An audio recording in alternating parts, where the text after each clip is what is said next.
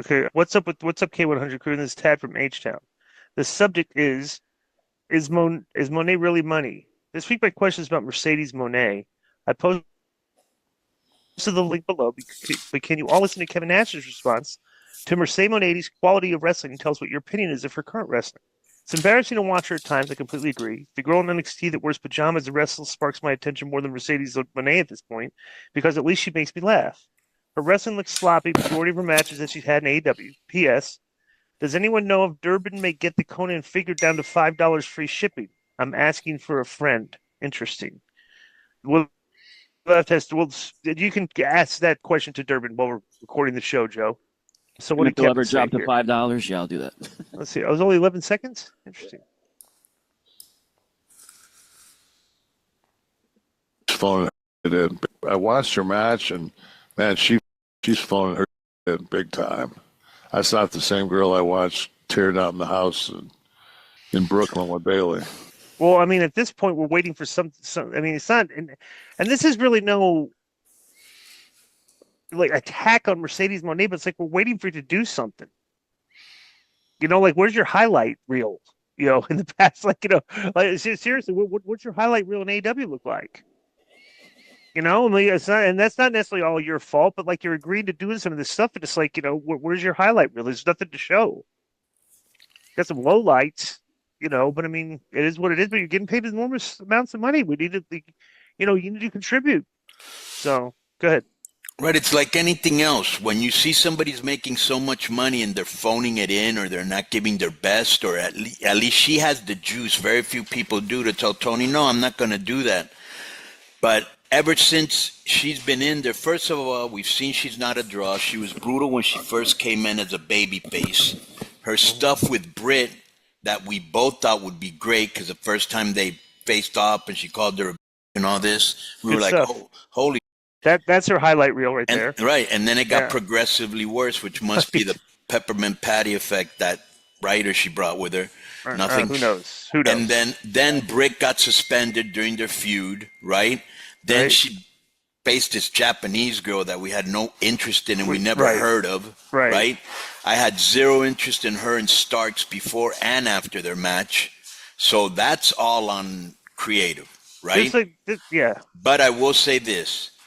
Her character as a babyface was brutal. She's a way better heel, and now she can see she's more comfortable as a heel, kind of like Ricochet. Her matches are not bad, but yes, she worked harder in NXT when I saw her in Dallas Live, but she was also hungrier. And I also think that they haven't put her with the right person because I think her against Taya, her against Diana, her against what was it, the one Tony Storm was May? Mariah May. Mariah May or Tony Storm would be way more interesting than what they've been doing with her. Right. By the way, Plus, you take it. This is another thing. You can finish off, show. They're feeding her into that little sub community that the AEW is like a niche audience, but there's sub communities in the niche audience, right? They're feeding into this little small group of people that like watch or know of Stardom, like the Japanese wrestling organization that nobody knows anything else about, and like because the Stardom girls are supposed to be the best wrestlers. Like you're bringing a Stardom girl in to fight with like Mercedes Moné to try and like you're literally trying to like bring that community up, the Stardom community, and it's an irrelevant subculture for fans because nobody knows who these girls are when they're on when they come on TV. Like literally, like 80% of the audience has no clue who these people are.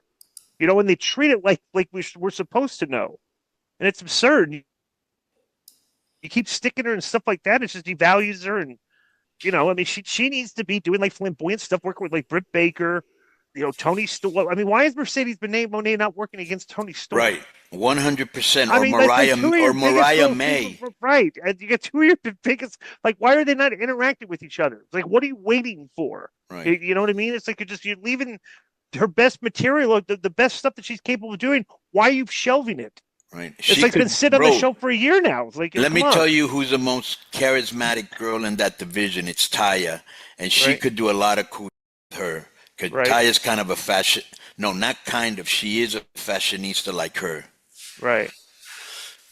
All right. So Oh, I was next, gonna go say ahead, Joe. just bad news on the AEW front. I was not approved for press credentials for this pay-per-view. I think When I'm is not the gonna say there's a pay-per-view? conspiracy, but this is the first time I've been shot down. So I don't know what happened there. Somebody outed me. Because I wouldn't apply as K100. I knew there's no way that would ever. So How would you apply? Creative Control, Raven Effect, Creative Control Network. Poor Joe. Poor Joe can't get It's press good. I credentials might, because they hate. I mean, think about that. I might get tickets and go. I might take my brother. Yo, what's up? I just want to thank you guys for watching this clip. Don't forget to hit the like button, leave a comment, and subscribe.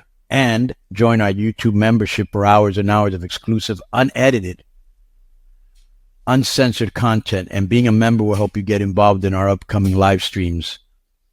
Thank you for your support. Thank you for riding with us. I know you got a lot of other podcast choices, be it wrestling or other ones. And thank you for picking us. Boom.